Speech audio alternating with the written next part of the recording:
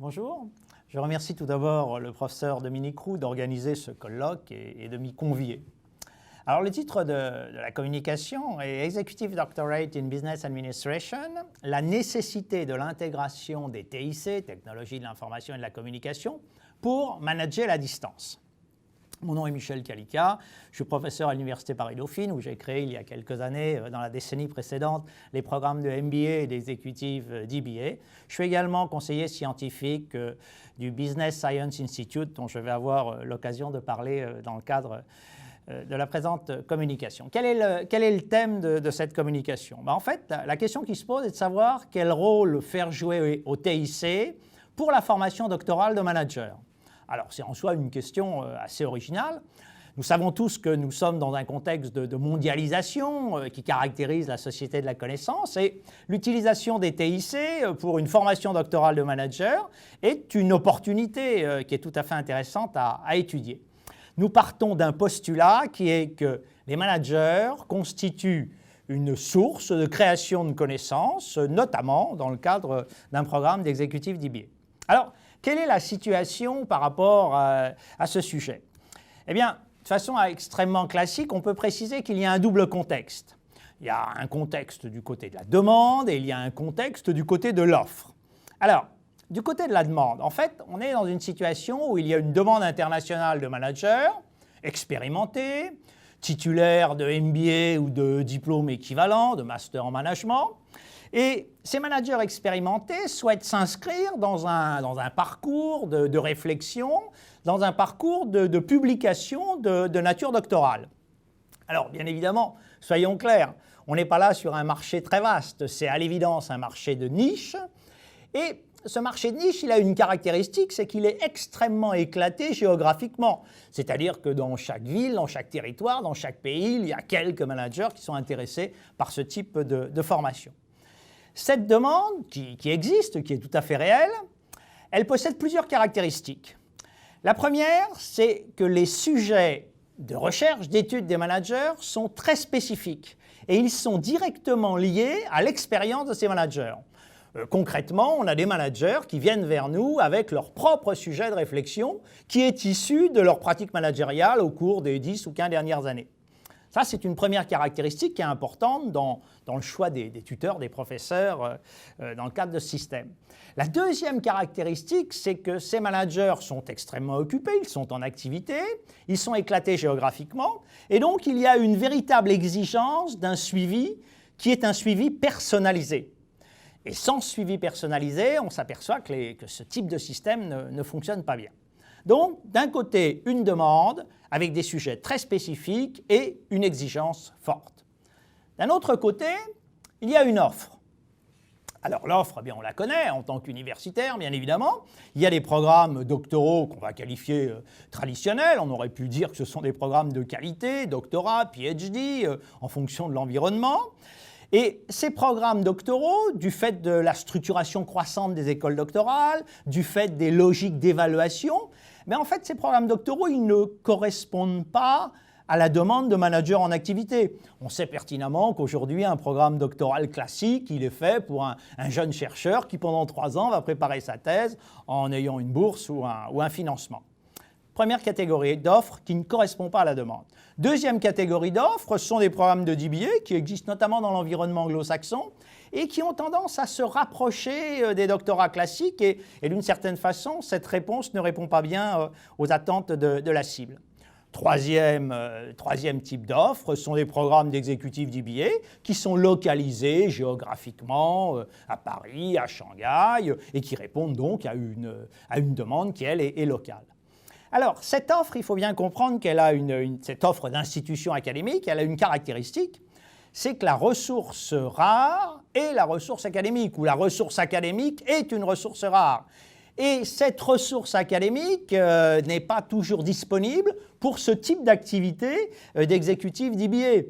On est souvent dans une institution, on le sait bien, dans des logiques où l'évaluation se fait sur les publications, on demande les collègues sont sous le diktat du publish or perish et ils doivent bien évidemment se concentrer sur ces activités de publication et des activités d'encadrement dans le cadre de l'executive education ne sont pas toujours prioritaires. Donc une demande d'un côté, une offre de l'autre, avec une réponse qu'on a essayé de créer au travers de cette structure. C'est une structure virtuelle en réseau qui fédère aujourd'hui plus d'une soixantaine de professeurs de différentes nationalités, appartenant à des institutions académiques tout à fait internationales. Cette structure virtuelle est localisée dans une association sans but lucratif, basée administrativement dans une capitale européenne, Luxembourg. Pourquoi Luxembourg? Parce que c'est un lieu où il y a à la fois un investissement fort dans la formation supérieure, dans l'enseignement supérieur, et également un investissement fort dans les technologies de l'information et de la communication. C'est l'objet de notre sujet.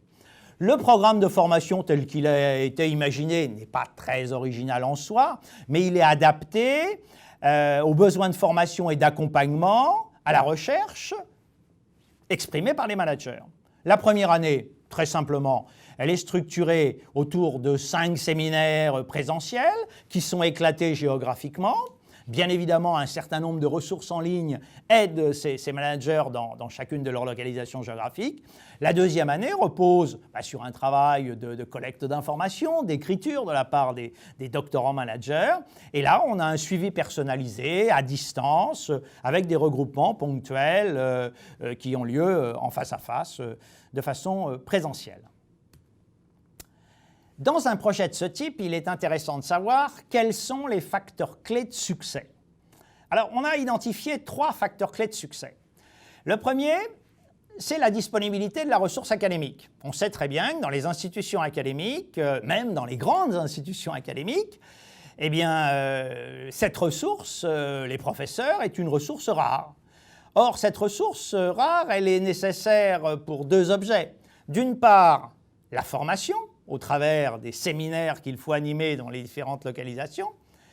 Et d'autre part, et c'est peut-être là qu'est la difficulté, on a besoin de cette ressource académique pour un suivi individualisé des managers sur chacun de leurs projets de recherche. D'ailleurs, la question qui se pose à ce moment-là est la question de la motivation de ces professeurs à suivre des managers sur leur propre sujet. Et on s'aperçoit que la motivation est très souvent liée au thème même de la recherche menée par les managers. C'est-à-dire qu'en fait, les professeurs qui s'investissent dans ce type de suivi en attendent un retour sous la forme d'un accès privilégié à un terrain qui est un terrain souvent rare et exceptionnel. Donc, premier facteur clé de succès, la disponibilité d'une ressource académique. Or, à l'évidence, cette ressource académique n'est pas disponible dans une seule institution. Deuxième facteur clé de succès, la disponibilité de ressources numériques en ligne. À partir du moment où on a des managers doctorants qui sont éclatés dans le monde entier, il faut qu'ils aient accès aux valises pédagogiques, aux ressources bibliographiques en ligne à partir de leur travail ou à partir de leur domicile. Le troisième facteur clé de succès, et c'est peut-être là qu'est l'essentiel, il réside dans un suivi qui doit être un suivi individualisé. Parce qu'en fait, ces managers sont pris par une activité professionnelle à temps plein, ils se consacrent à leur thèse d'exécutif d'IBA en soirée, le week-end, pendant leur temps libre. Et à l'évidence, le suivi a une importance tout à fait essentielle. En effet, ce suivi doit permettre un management de la distance. On sait très bien que l'éloignement physique doit être compensé par une présence virtuelle. Alors, comment être présent virtuellement alors qu'on est loin physiquement? On le sait tous dans nos activités. Cela suppose une réactivité, triple réactivité en ce qui nous concerne dans ce projet, une réactivité de support pédagogique, des réponses quasiment en temps réel, une réactivité d'un support recherche, c'est-à-dire il faut que l'assistant ou l'assistante de recherche puisse aider les personnes dans des délais qui soient des délais courts. Et puis, et c'est peut-être là qu'est le vrai dilemme, une réactivité des professeurs, bien évidemment, qui doivent répondre aux managers doctorants éclatés géographiquement un peu partout dans le monde. Alors, dans ce cadre-là et dans ce contexte, quel est le rôle des technologies de l'information? Dans la situation actuelle, les technologies d'information jouent un rôle à toutes les phases de la chaîne de la valeur ou à toutes les phases du processus. Bien sûr, et ce n'est pas très original, processus d'inscription tout à fait dématérialisé, support administratif à distance et disponible en ligne, mail, téléphone, Skype, tout cela est maintenant totalement banal. Processus de sélection, on sait très bien aujourd'hui gérer des processus de sélection à distance, à partir du moment où on a un dossier complet et à partir du moment où on organise des sélections par Skype, des entretiens par Skype. Reste la question des ressources académiques. Alors, ces ressources académiques, aujourd'hui, on est capable de les mettre en ligne.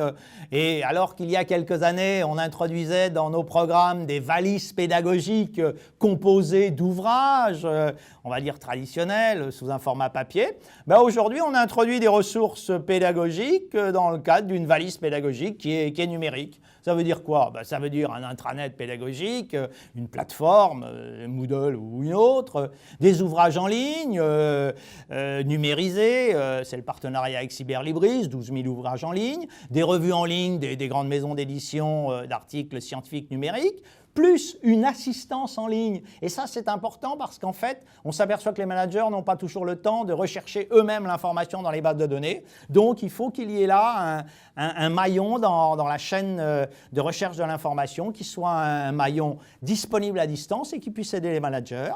Bien sûr, s'il y a données, il faut des logiciels d'analyse de données.